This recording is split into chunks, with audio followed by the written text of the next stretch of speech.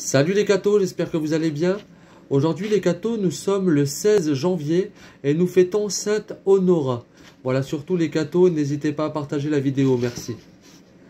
Sainte Honora, née dans les Gaules, d'une famille illustre mais païenne.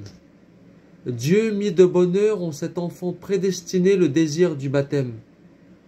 Et il s'y prépara par toutes les vertus qui font l'ornement de la jeunesse.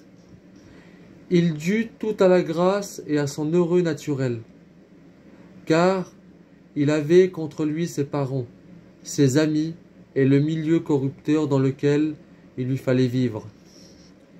Jusqu'à son baptême, son père chercha par tous les moyens possibles à le détourner de la vie chrétienne. Mais au milieu de toutes les séductions, l'invincible jeune homme se disait « Cette vie plaît, mais elle trompe ». Dès lors, Honora vit comme un moine.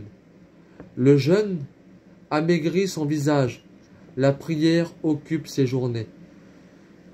Après quelques années d'incertitude sur sa vraie vocation, il aborde l'île de l'Airain, sur les côtes de la Provence.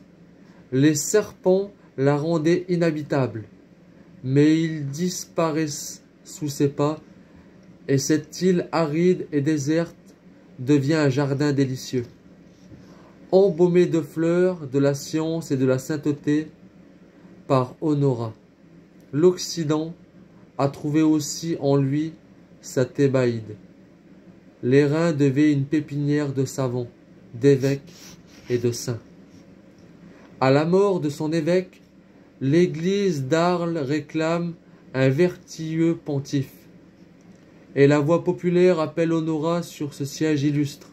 C'est là qu'il se surpasse lui-même et retrace en sa vie, toute de zèle et de sainte œuvre, l'image du pasteur selon le cœur de Dieu.